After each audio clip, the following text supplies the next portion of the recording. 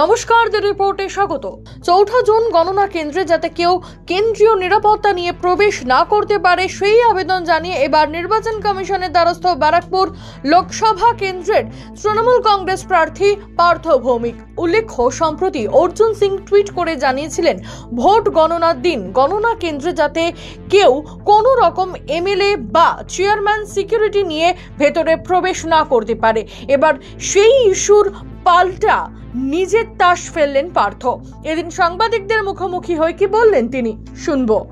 গতবারও উনি নিরাপত্তার দোহাই দেখিয়ে 2019-এর নির্বাচনে সেন্ট্রাল ফোর্স নিয়ে ভিতরে ঢুকেছিলেন উইথ অস্ত্রশস্ত্র, মানে উইথ উইপেন্স, এবং সেই সিআরপিএফকে দিয়ে উনি তৃণমূল যারা এজেন্ট ছিল তাদের ধাক্কা দিয়ে বার করে দিয়েছিলেন। অতএব আমি জানি এইবার আবার এই যে ফোনের প্রশ্ন তুলছে এটা সম্পূর্ণ ফেক এবং ওর নিজের তৈরি করা, যাতে নিরাপত্তার প্রশ্নে আবার সিআরপিএফ নিয়ে ওই কাউন্টিংয়ে ঢুকতে পারে এবং তৃণমূল এজেন্টদের আবার ভয় দেখাতে পারে। আমি সেটাই জানিয়েছি। বিধায়করা, চেয়ারম্যানরা এবং অন্যান্য কাউন্সিলরদের সঙ্গে যারা সিকিউরিটি থাকে তারাও ভিতরে ঢুকে যায় এবং ক্যাটারিংয়ের যারা লোক তারাও সেখানে প্রবেশ করে। বুঝলাম না। খাবার দাবার যারা তৈরি করে সেখানে যে খাবার দাবারের ব্যাপার সেই লোককে সেটাও আশঙ্কা প্রকাশ করেছে বহিরাগত কিছু লোক ঢুকতে পারে। এটা তো নির্বাচন কমিশন দেখবে, এই ব্যাপারে আমার কিচ্ছু বলার নেই। যা যা নিয়ম আছে সেই নিয়ম আমি আশা করব নির্বাচন কমিশন পালন করবে। আমি তো বললাম উনি গতবার সিআরপিএফ নিয়ে ঢুকেছিলেন, উনি যাতে কোনো অবস্থাতেই সিআরপিএফ এবং অস্ত্র নিয়ে ঢুকতে না পারেন নির্বাচন কমিশনকে আমি আবেদন করেছি। আমি আশা করব নির্বাচন কমিশনের যে আইন আছে যে কেউ অস্ত্র নিয়ে ঢুকতে পারবে না, সিকিউরিটি নিয়ে ঢুকতে পারবে না, সেই ব্যবস্থা করুক। বলপূর্বক কোনো চিন্তা ভাবনা করছেন? মানে বলপূর্বক উনি কি কোনো হ্যাঁ, গতবার উনি এই করেছিলেন, মানে নিরাপত্তার দোহাই দেখিয়ে উনি সিকিউরিটি নিয়ে ঢুকেছিলেন। মানে সেই নাটক আবার হচ্ছে।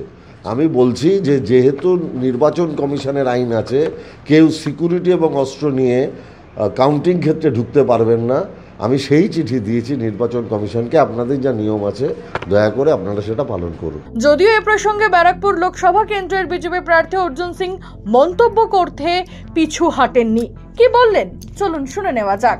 আরে একটা মূর্খ আছে, এই মূর্খরাই প্রশ্ন করে কোনো নিরাপত্তা বাহিনীকে নিয়ে কোনো ক্যান্ডিডেট ভিতরে যেতে পারে না। উইদিন এ প্রিমিসেস যে প্যারামিলিটারি ডিউটিতে থাকে তাদের বাইরে কোনো উইদিন এ প্রিমিসেস কোনো প্যারামিলিটারি যেতে পারে না।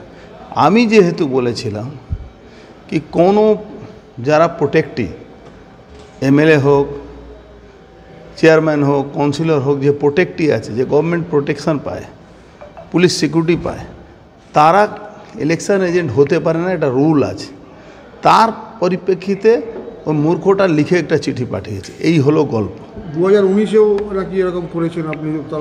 আরে ভাই, তোমরাও তো ওখানেও আছো, কোনোদিন দেখেছো কি প্যারামিলিটারি ফোর্স ভিতরে ঢুকে? যারা ডিউটি থাকে প্রিমিসে যে কন্ট্রোলে আছে তারা ঢুকে।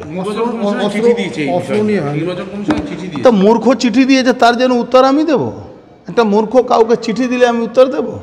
তোমাকে তো বলে দিলাম কি পরিপ্রেক্ষিতে। যে থ্রেডিং ভয়েসটা হয়েছে ওটাকে বলছে যে অর্জুন সিং বানিয়ে করেছে। ওটা তো ইনকোয়ারি করছে তো পুলিশ, ও বানিয়ে করেছে না কে করেছে, ইনকোয়ারি তো পুলিশ করছে, আইএমএচেও করছে।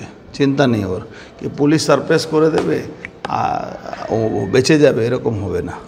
শিল্পাঞ্চলে সংসদ বিধায়ক ঠান্ডা লড়াই যে রাজনৈতিক ময়দানে নেমে এসেছে তা নতুন করে আর বলার অপেক্ষা রাখে না। ব্যারাকপুর লোকসভা কেন্দ্রের লড়াই হয়েছে শিয়ানে।